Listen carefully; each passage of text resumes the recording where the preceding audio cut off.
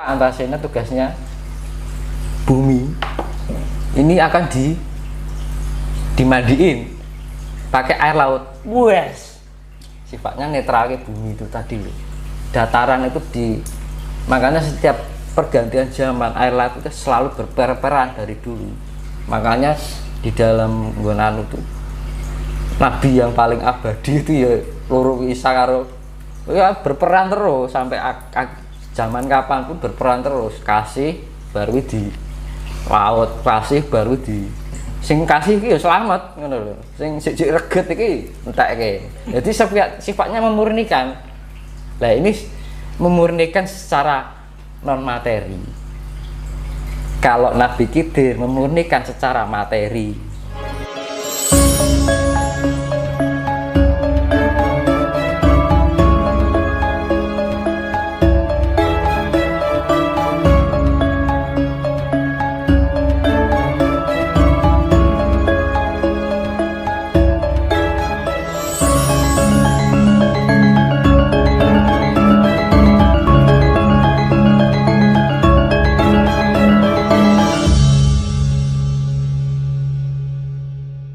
Nah, selama ini dan sampai sekarang ini orang pada kehilangan itu. Mungkin kasih sayang pada keluarga umum, wajar, ya kan?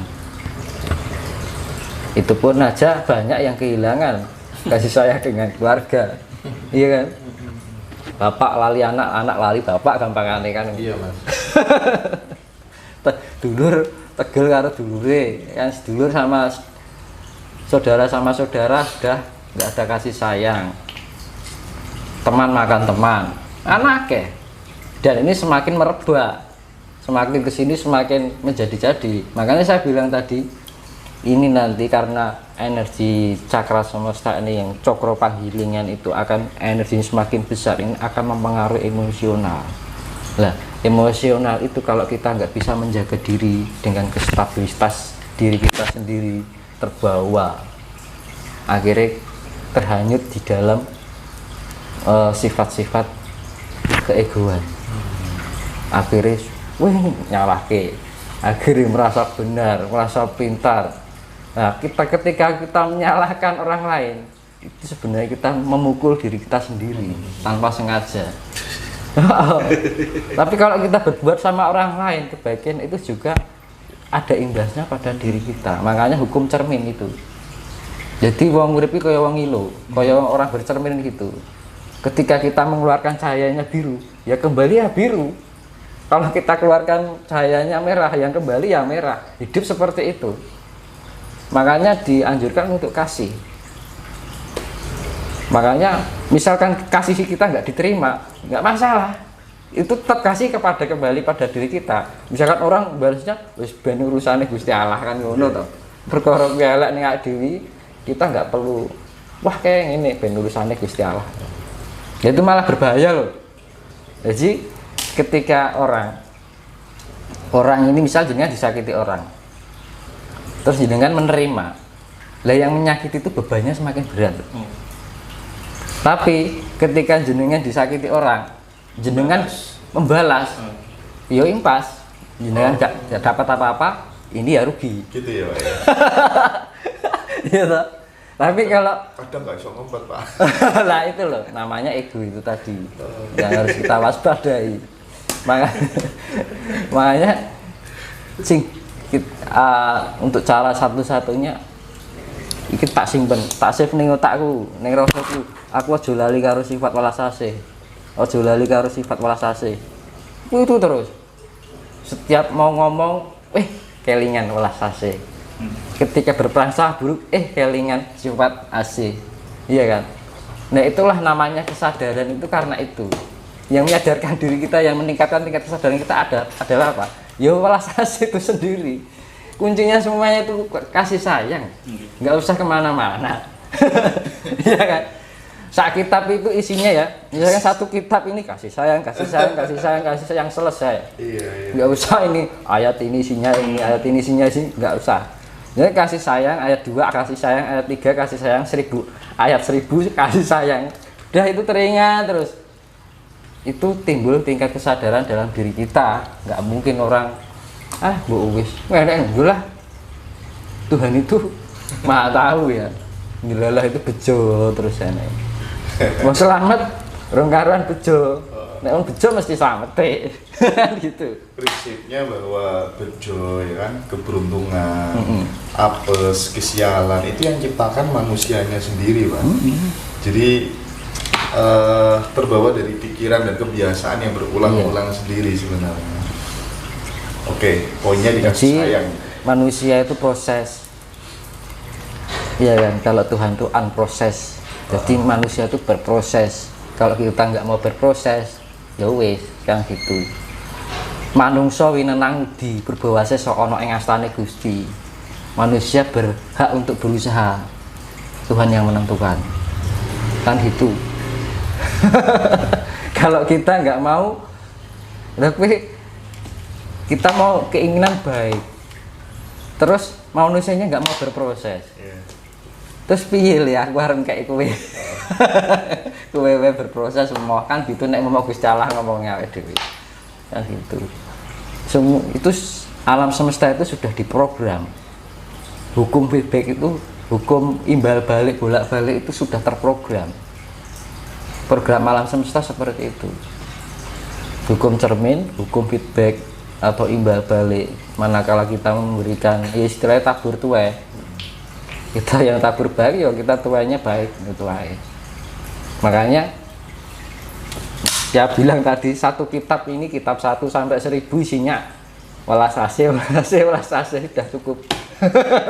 Nggak perlu ayat ini bacanya ini nggak perlu, tapi terapannya marai bingung kan gitu loh.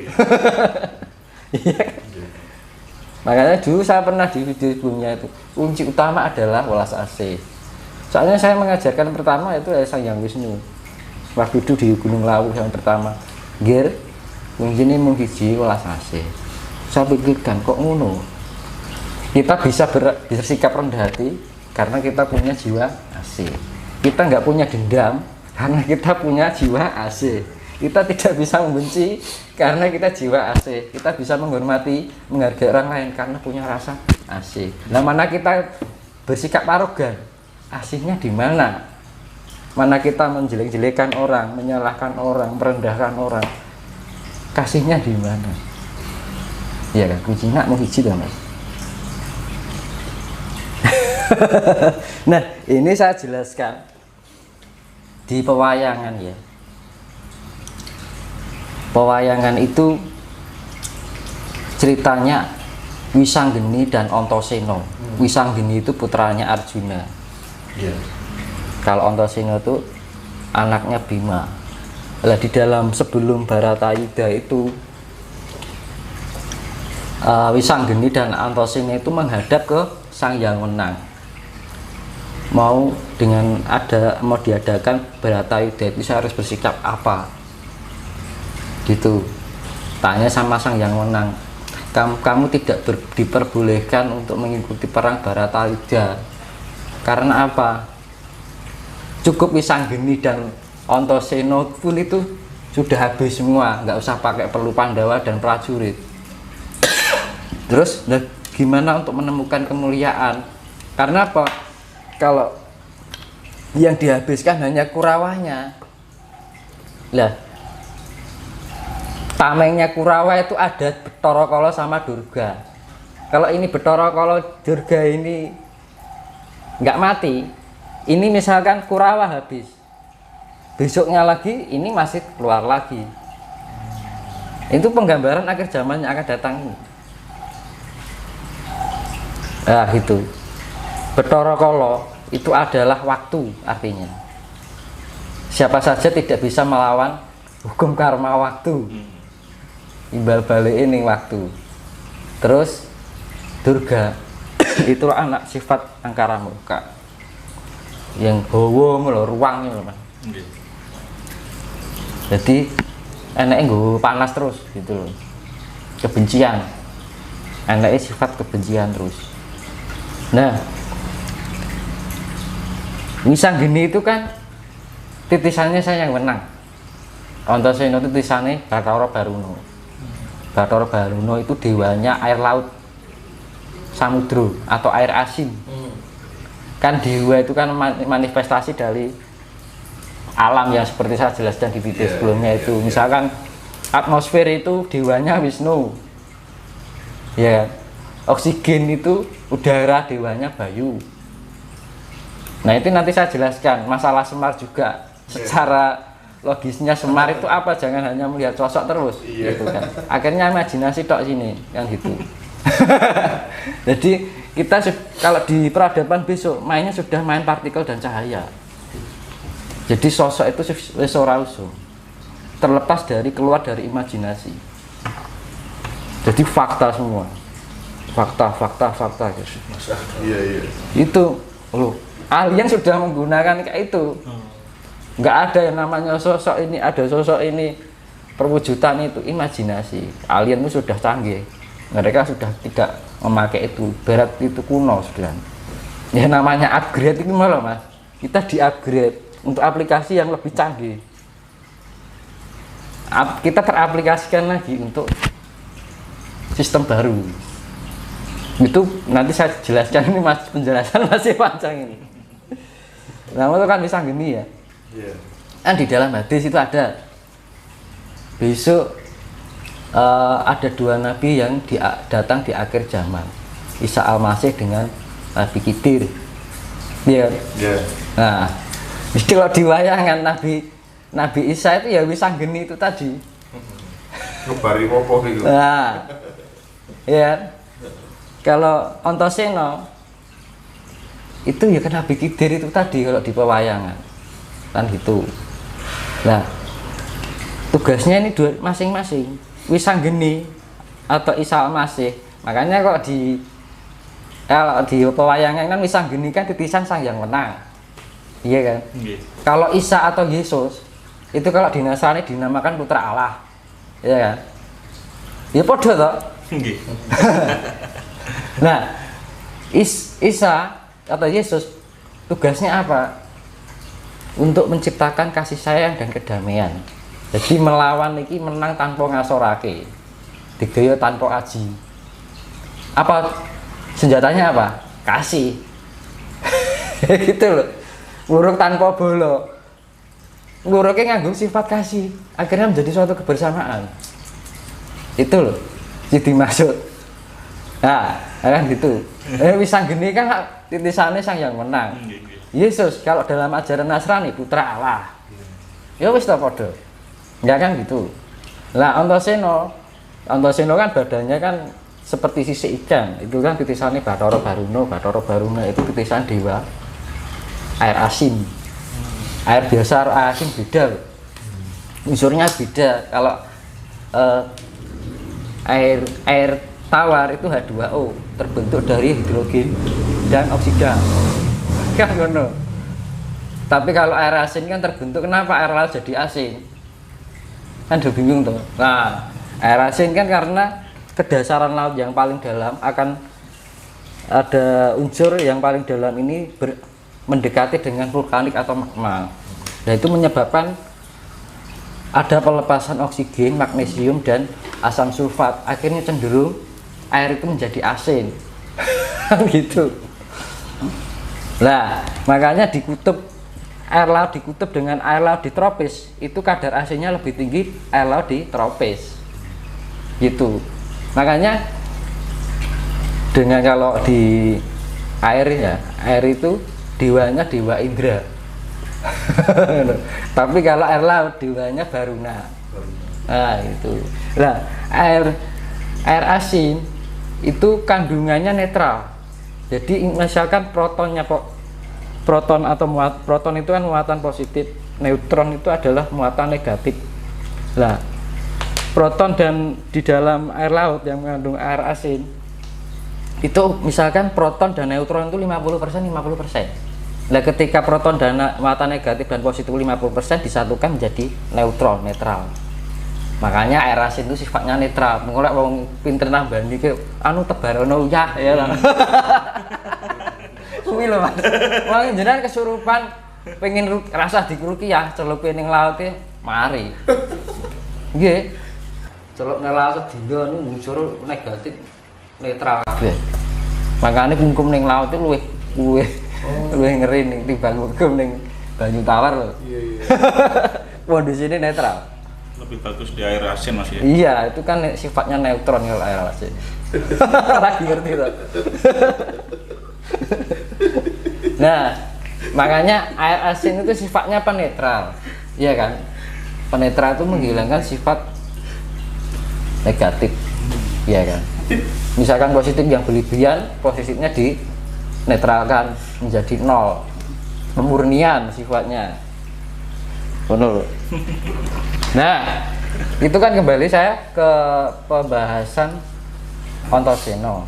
Antaséna kan titisannya Sang Hyang Bathara Baruna adalah dewanya manifestasi dari air laut atau samudra, kan gitu. Dewanya Dewa Baruna, nah gitu. Nabi Kidir, nah, bener tuh. Mulan Nabi Kidir sangkut-sangkut air laut. Nah itu, ya kalau di wayang Antaséna. Lah tugasnya ngopo? Tadi kalau Yesus itu tadi kan Isa itu tadi tugasnya welas asih. Nah, yang kedua Antaséna tugasnya bumi. Ini akan dimandiin pakai air laut. Wes. Sifatnya netral ke bumi itu tadi loh. Dataran itu makanya setiap pergantian zaman air laut itu selalu berperan dari dulu. Makanya di dalam Gonanu itu nabi yang paling abadi itu ya loro Isa karo ya berperan terus sampai zaman kapanpun berperan terus. Kasih baru di laut, kasih baru di sing kasih iki ya selamat ngono lho. Sing sik reget iki entekke. Jadi sifatnya memurnikan. Lah ini memurnikan secara non materi. Kalau Nabi Kidir memurnikan secara materi. Non materi apa? Jiwa. Jiwanya ada ben resi auranya positif. Nah, tugasnya Isa itu ya membersihkan yang non materi. Cara membersihkan dengan kasih. Benar toh, Mas? Kalau Nabi Kidir atau Antaséna itu membersihkan secara materi, material alam itu kan bumi, daging kan materi toh, Mas. Itu dengan cara penetralisir air laut sifatnya netral, neutron. Bumi.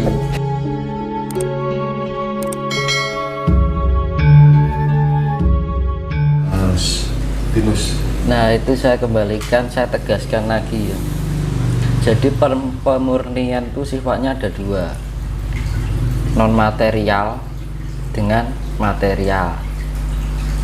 Non material dengan cara sifat welas asih, ya kan? Non material yang menetralisir adalah air laut. Itu tuh saya menjelaskan ini itu bukan untuk menakut-nakuti, enggak kan gitu. Misalkan ini ada orang nih, ini mau naik pegunungan yang jalannya liku-liku terjal. Tidak ada penduduk situ. Mas, nanti kalau naik gunung sana jenengan harus personel 1 loh, soalnya jalannya sangat mengerikan. Kan mengingatkan itu ceritanya, nggak menakut-nakuti. Kalau orang itu percaya, ya selamat. Bener omong, ternyata oh iya bener omongannya bapaknya tadi gitu. Tapi kalau orang nggak percaya, resikonya ngeri. Nggak mau apa kata orang itu tadi, nekat. Misalnya naik Gunung Lawu, Mas, naik Gunung Lawu jangan pakai baju ini loh atau gitu kan. Nekat kan gitu. Wah, bapaknya nakut-nakutin. Nah, zaman Nabi Nuh kan juga gitu. Dikira meden-medeni. Nah, sing ra percaya, wah ini meden-medeni tok. Bagi yang tersentuh hati nurani, mbuh bener mbok ora. Wong kuwi omongane ora salah, ana benere. Nek aku tak lakoni aku ya ora cilaka. Nah, toh andai kata nggak terjadi pun ya aman-aman aja gitu loh. Tapi nek sampai iya. Nah, gitu. Kita memprediksi alam itu nggak masalah. Alam itu lebih tahu dari kita. Bila pun kita salah alam yang rumasani. Kan gitu. Tapi beda loh. Misalkan aku sering disuruh meramal orang, Mas, nasib saya gimana? Saya nggak mau. Karena menyangkut hidup orang. Gitu loh. Karena nanti saya misalkan nasib elek kok piye repot kan gitu kan. Nggak usah kita berpikir masa depan kita bagaimana, lakukan yang saat ini ada aja. Kita jangan berpikir ke depan, semua tergantung kan apa yang kita lakukan. Jadi kita berpikirnya, orang kadang mikir penasaran dengan masa depannya, nggak perlu. Hal-hal seperti itu nggak perlu. Ya kalau ape tak duduki elek no piye kan mesake ya tuh kasihan, akhirnya sugesti pikirannya terbawa, wah kok pikirannya ini kejadian Mas. Nah gitu loh, mesake. Tapi nek alam dingenake orang mungkin percaya, wong alam ngerti. Dan mudah-mudahan justru malah alam tidak mau didahului, malah nggak terjadi. Ya malah bagus. Justru malah kita memberikan tahu tentang alam kan malah digapik itu, bisa membantu alam. Ngileke wong ben kelingan karo alam ya. Nah itu loh.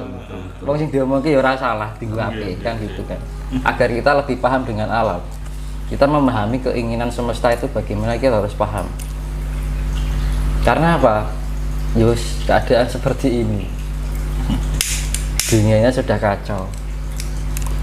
Kalau menanggapi itu Mas, anak indigo dari India itu Mas, Adnan, Iya baik-baik aja. Dan bagi saya baik-baik aja. Toh dia juga pemberitahuannya kan dia lebih banyak kan di alam ya juga ya. Itu saya tadi ngomong ditompo ki udah dini apik kok. Iya kan, bukan sifat menakut-nakuti loh. Kita lebih meningkatkan tingkat kewaspadaan dan lebih eling karus alam ini yang menghidupi kita ini, lebih mengingatkan. Misal pun omongannya tidak benar, jika kita lakukan toh juga baik. Ya. Gitu. Lek ngeramal wong mesake. Terus ada lagi yang bertanya, misalkan ada jebakan, misalkan orang yang soalnya ini kan sejak tahun 2021 itu banyak orang mungkin terbangun spiritnya itu tiba-tiba melakukan sesuatu di luar logika dia.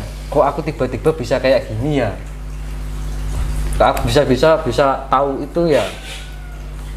Nah, terus ada yang tanya misalkan, Mas, yang ada di dalam diriku siapa? Nah itu repotnya gitu kalau menghadapi. Kalau saya ada yang bertanya begitu, misalkan jenenge siapa, Fani misalkan, atau siapa yang ada di dirimu, ya Fani, bukan siapa-siapa. nama Mas ya. Gitu. Nanti kalau dibilangin kamu titisan ini, timbulnya rasa keakuan. Kan gitu. Jadi sifat-sifat itu kita mau didampingi siapa, ketitisan siapa, nggak usah dipikirkan. Nanti kehilangan jati diri kita sendiri malah. Lebih baik kita tahu dengan sendirinya tanpa memberitahu orang lain, dan itu harus diam kan gitu. Oh paling gur ngene iki, alah ya wis aku percaya awakku dhewe. Sing penting aku mlakone apik, perkara iki didampingi karo sesepuh ora bukan urusan saya. Kan gitu kan. Mungkin ada genetika yang masuk di dalam diri kita dari mungkin unsur yang ion dari genetika dari yang kita mungkin mempunyai kesamaan DNA dengan diri kita yang akhirnya menyatu untuk mencapai tingkat kesempurnaan yang selanjutnya. Itu yang dinamakan nitis atau reinkarnasi. Tapi misalkan kita direinkarnasi sosok itu ya nggak usah dipikirkan. Aku berdiri sebagai aku yang sekarang, gitu loh. Nanti kalau kita terbawa pikiran masa lalu saya sebagai apa, akhirnya apa? Sifat keakuannya yang muncul. Aku ki lho, hati-hati ngomong karo aku ki titisane iki lho. Wah repot kan itu. Nah, jangan sampai hal itu terjadi. Makanya kondisi-kondisi di sejak tahun 2021 itu banyak terbangun spiritnya yang tanpa di luar pikirannya. Tiba-tiba bisa melihat itu, bisa dapat petunjuk lewat mimpi. Kok aku tiba-tiba bisa lihat nggak kelihatan, baratnya seperti itu. Akhirnya dia berpikir, terimajinasi. Orang mengatakan halu tadi kan. Nah makanya untuk menghadapi orang itu diarahkan. Makanya ada orang yang bertanya seperti itu, jangan berpikir seperti itu, kembalilah pada jati dirimu yang sebenarnya, gitu. Jadi jangan sampai kita, makanya kan saya bilang tadi, semua orang mengalami halusinasi. Tujuannya halusinasi itu adalah suatu penjembatan untuk menemukan kesejatian. Ya kaya memanah orang mungkin langsung pas tengah, pasti yang melenceng sih kan gitu. Tapi lama-lama juga pas. Kan halusinasi ada halusinasi positif dan negatif, yang mengarah kebenaran dan tidak kebenaran. Akhirnya sifatnya masih semu. Dan orang yang kayak gitu jangan kita salahkan, itu fase. Semua orang mengalami. Semua orang Mas ya. Jadi kita menyalahkan orang lain halu, kita sendiri kadang-kadang juga masih halu. Kadang-kadang orang yang sudah pengalaman pun aja masih bisa. Itu wajar, sesuatu hal yang wajar halusinasi itu. Dan kita yang kondisinya lebih netral, kita lebih membantu. Misalkan kita sudah memahami tentang spiritual, ada mungkin pemula atau dibantu untuk mengarahkan. Caranya apa? Kembali pada jati dirimu. Tugasnya apa? Lakukanlah tanggung jawabmu dengan sebaiknya. Olah cipta, olah rasa, olah jiwa, olahraga itu olahraga. Jadi semua itu harus disinkronkan dengan kondisi kita lebih kondusif, lebih aktif, ion-ion kita akhirnya timbul kesadaran diri. Kalau timbul kesadaran diri ada keseimbangan, self control, jadi pengendalian diri lebih terjaga dan gitu. Akhirnya kalau kita sudah terkendali, kita merasa tenang. Kalau sudah tenang, kita damai. Kalau sudah damai, disitulah dimana tempat berada adanya kasih sayang. Akhirnya baliknya nih kasih sayang toh. Iya kan gitu, Balik ke kasih sayang Mas ya. makanya ya tadi saya kembalikan, tidak bersifat menakut-nakuti. Ya percaya ya juga nggak memaksa untuk percaya ya kan. Tapi itu Mas, bagi yang tidak Semua percaya, kembali pada diri masing-masing. bagi yang tidak percaya dengan ramalan itu katanya kan, ramalan itu kebanyakan dari bisikan dari setan gitu Mas. Lah kira-kira ramalan itu menjadikan kita baik atau enggak? Gitu loh. Kita ambil positifnya. Kira-kira sing diomong anak aku nglakoni sing diomongke wong ku ya apik, ya jalani aja. Kalau menurut kita baik ya, kalau ingin menjalani jalani aja. Kan gitu. Kita mau berjalan kemanapun arah, yang penting tujuannya baik lah ya wis ya. Kan gitu. Mau dengan cara bagaimanapun, dengan cara ini cara itu, sing penting hasilnya positif. Kan gitu kan. Kadang-kadang orang menolak suatu nasihat baik karena dipandang bahwa itu hanya sebuah ramalan. Nah repotnya di situ. Kita tidak bisa berpikir secara logis, rasional, akal sehat. Dianggap yuk kita menilainya gini, nah itu kira-kira orang itu benar juga ya omongan. Nah semisalkan saya jalani juga toh ada baiknya juga kan gitu. Dan kadang-kadang orang membatasi si prasangka jelek dengan prasangka jelek, wah nggo ramalan kan gitu. Nah itu loh. Intinya kita Terus dia lebih asik dengan dunianya sendiri, tanpa sadar dunianya sendiri malah menghancurkan dirinya sendiri kan gitu. Jadi kalau makanya fungsinya kita lebih merendah hati, lebih memahami dan menghormati, menghargai orang lain. Apapun yang orang ungkapkan itu kita hargai. Ya siapa tahu ada manfaatnya juga buat kita. Makanya kuncinya di kerendahan hati itu tadi.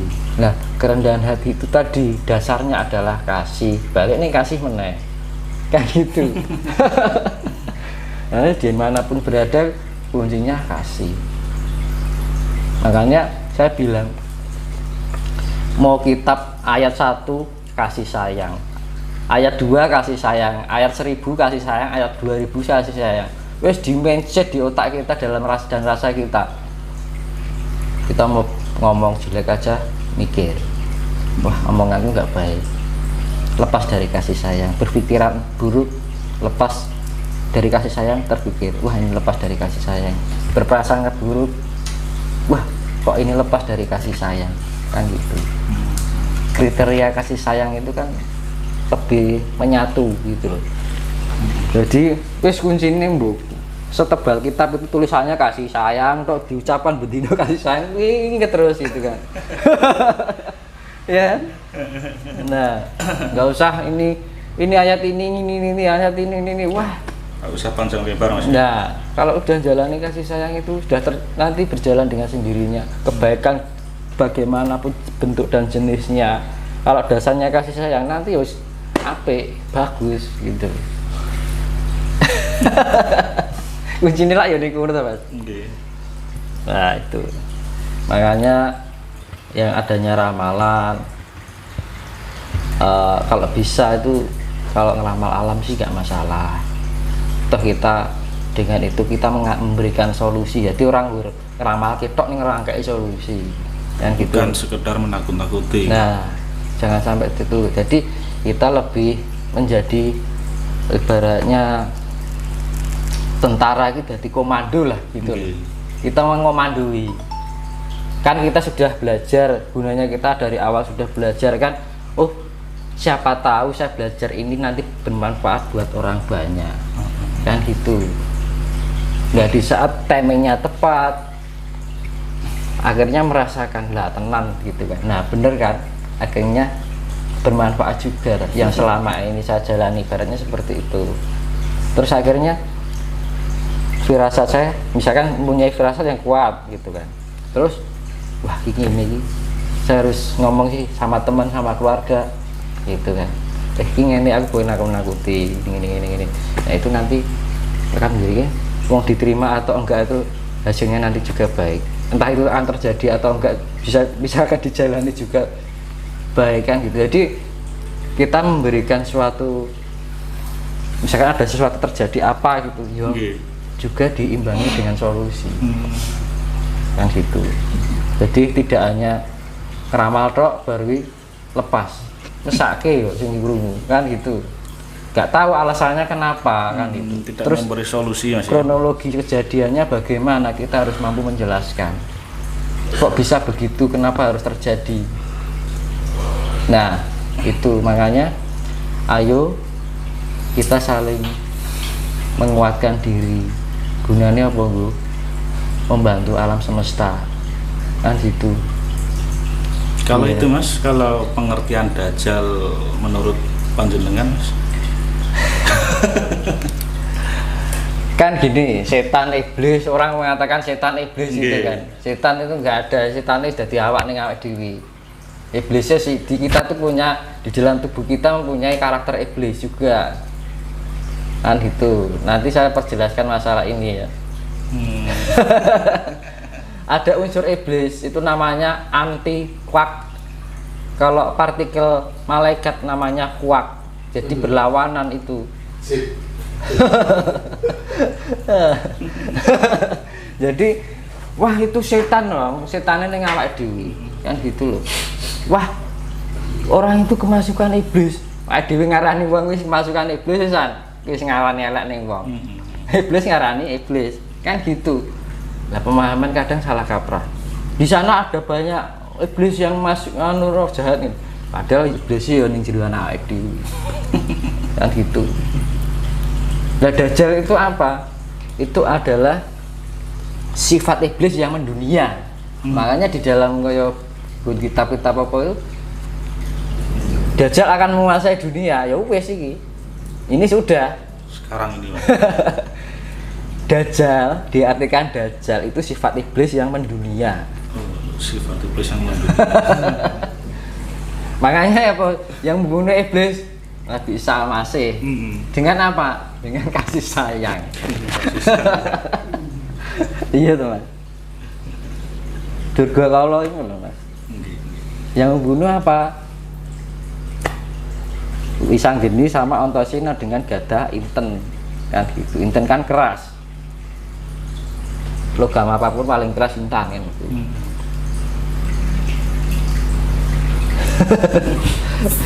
Nah, makanya pada itulah yang namanya dajjal. Dajjal itu ya sifat iblis yang mendunia. Bukan ente wujud iki ngene ora, terus Isa masih turun enggak. Tapi AC itu ya. Nah, AC itu yang makanya musuh iki ya kasih tadi. Sifat kasih yang mendunia. Sarujuk. Gitu loh. Kalau sudah wah wong kelebon iblis. Kita ngarani elek berarti tumindak elek nih wong wis ngarani wong. Jadi kita yang keluar sifat iblis juga metu. Iblis ngarani iblis, kan ngono lho. Jadi rasanya lah ke iblis iki sosok wah goro-goro iblis ngomong iblis ning awake dhewe nyalahke iblis. Mesake sing diarani kan ngono. Wah kayak setan. Nah, dhewe bagian golongan setan. Kan gitu. Setan itu kan sifat panas ya. Pengaruh suhu panas yang mempengaruhi emosional dan nafsu kita.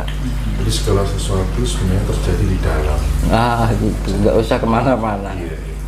Gitu. Makanya tingkatan kuak dan anti kuak, kalau kita memahami partikel malaikat dan iblis, itu kita sudah bisa benar-benar kesejatian mana yang benar yang sejati, mana yang salah yang sejati.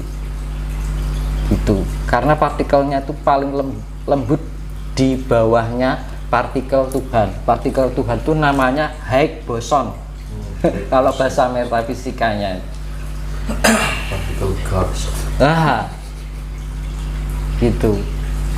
Jadi ya saya kembalikan ya tadi pemurnian itu dua macam, yaitu saya simpulkan ya, materi dan non materi.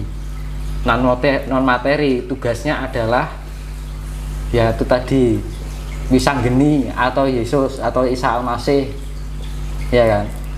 Kalau Wisanggeni kan tulisannya sang yang menang, ya kan. Kalau ning Nasrani putra Allah kan gampangannya itu podo toh. Terus Antasena titisane Bathara Baruna penguasa laut. Nah, satunya itu dengan kalau Isa melawannya itu memurniannya dengan sifat kasih sayang, kedamaian yang mendunia, mercusuar dunia mahan apa zaman kesucian. Jadi kesucian itu mendunia. Terus yang itu yang sifatnya non materi, ya kan. Terus yang materi itu tugasnya Nabi Khidir nek secara agama, nek secara wayang cara apa Antasena titisane sang yang barona penguasa laut, air laut, yaitu dihempaskan karena air asin itu sifatnya penetralisir. Proton 50 proton 50 neutron digabungkan plus minus, muatan plus minus itu jadi satu menjadi netral. Jadi kalau ini misalnya 100% ya, ini 70, ini 30 gak seimbang. Jadi harus seimbang. Makanya ya kalau ingin dinetralkan, punya nafsu kelebihan juga nggak baik. Kekurangan nafsu juga harus belen ya Mas. Harus belen. Ketemuannya adalah kasih.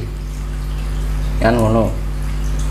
Ego kelebihan juga larinya ke egoisan. Kalau kekurangan ego adanya cuma diinjak-injak. Makanya harus di 50% kan gitu, harus diseimbangkan. akhirnya ketemu kebijaksanaan. Nah, antara kasih sayang dan kebijaksanaan bersatu menjadi suatu kedamaian yang sifatnya nol, netral, neutron gitu. Jadi ini penggabungannya campur aduk, jadi antara metafisika, biologi, geologi, sejarah, wayang, pokoknya neng agama. Jadi dari semua itu punya titik temu yang sama ada gitu. Kebersambungan ya. Ya, jadi mau lewat jalan A, jalan B, jalan C itu ujung-ujungnya titik temu yang sama. Terkecuali kok ning kene kleru, ning kene dalane ujungnya kok beda kan gitu. Gitu. Nah, itu penggabungan dari pengertian yang secara ilmiah dengan secara regional, secara kerohanian, secara sejarahan kan gitu.